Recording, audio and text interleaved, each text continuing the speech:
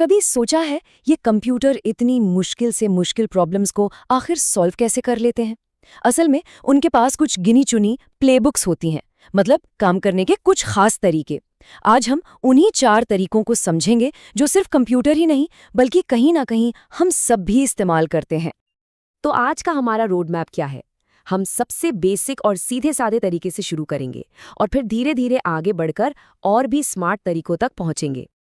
तो चलिए सबसे पहले तरीके की बात करते हैं। ये सबसे सीधा और शायद सबसे पहले दिमाग में आने वाला तरीका है। इसे कहते हैं ब्रूट फोर्स। इसे ऐसे समझिए जैसे किसी ताले का कॉम्बिनेशन भूल गए हों और अब एक एक करके हर मुमकिन कॉम्बिनेशन ट्राई कर रहे हैं जब तक कि वो खुल ना जाए। बस यही तो है ब्रूट फोर्स। तो इसकी सबसे बड़ी बात क्या है? वो ये कि जवाब तो मिलेगा ही मिलेगा, इसकी गारंटी है, भले ही इसमें कितना भी वक्त क्यों न लग जाए। लेकिन जैसा कहते हैं ना, हर चीज की एक कीमत होती है।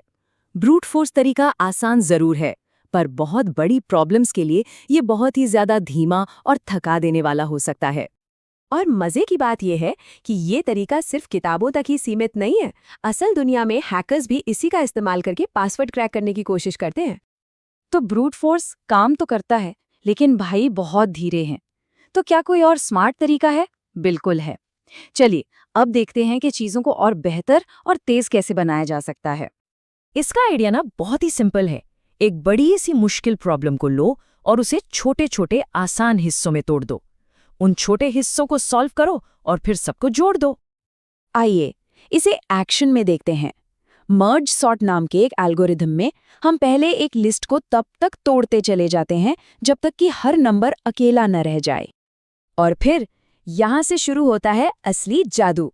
हम उन छोटे छोटे सॉर्टेड टुकड़ों को समझदारी से वापस जोड़ना शुरू करते हैं और देखते ही देखते हमारी पूरी लिस्ट एकदम परफेक्ट ऑर्डर में लग जाती है। अच्छा, अब एक ऐसे अप्रोच की बात करते हैं जो लॉन्ग टर्म प्लानिंग में यकीन नहीं रखता। उसे चाहिए बस अभी का सबसे बेस्ट रिजल्ट। इसको समझने के लिए चलिए एक सवाल पूछते हैं। मान लीजिए किसी को 39 पैसे का छुट्टा देना है, तो कम से कम सिक्के इस्तेमाल करने का सबसे अच्छा तरीका क्या होगा? इसका नाम ग्रीडी यानी लालची क्यों है?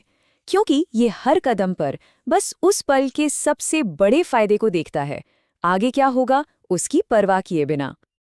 तो हम क्या करेंगे? हम सबसे बड़ा सिक्का उठाएंगे जो हम उठा सकते हैं। पहले 10 का, फिर एक और 10 का, फिर एक और इसी तरह आगे बढ़ते रहेंगे जब तक 39 पैसे पूरे नहीं हो जाते। और यही इस अप्रोच की पहचान है। ये कभी अपने फैसलों पर शक नहीं करता। एक बार जो चुन लिया सो चुन लिया, नो लुकिंग बैक। और अब चलते हैं अपने आखिरी और सबसे जबरदस्त दांव पर, एक ऐसी टेक्निक जो अपने तजुर्बे से सीखती है और बहुत ही एफिशिएंट है। इसका पूरा फलसफा इस एक लाइन में छिपा है। मतलब किसी प्रॉब्लम को एक बार सॉल्व करो, उसका जवाब याद कर लो, ताकि दोबारा उस पर मेहनत ही ना करनी पड़े। इसका बेस्ट एग्जाम्पल है फिबोनाची सीक्वेंस। अब देखिए, f(6) पता करने के लिए f(5) और f(4) चाहिए, और डायनामिक प्रोग्रामिंग ने तो उन्हें पहले ही सॉल्व करके स्टोर कर लिया होगा। है ना कमाल? कितना टाइम बचा। और ये मत समझिए कि ये कोई छोटी मोटी चीज़ है। ये टेक्निक इतनी पावरफुल है कि कंप्यूटर साइंस की कुछ सबसे पेचीदा प्रॉब्लम्स को सॉल्व करने की नींव यही है। तो अब तक हमने 4 अलग अलग तरह की प्लेबुक समझ ली हैं। चलिए इन सबको एक साथ रखकर देखते हैं कि हमारी टूल किट अब कैसी दिखती है। ये टेबल एक शानदार समरी है। एक ही नज़र में सब साफ हो जाता है।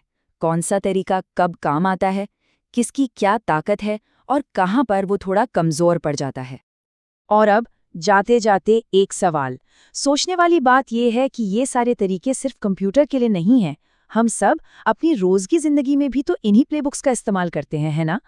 कभी सोचा है हम सब सबसे ज़्यादा कौन सी प्लेबुक्स इस्तेमाल करते हैं?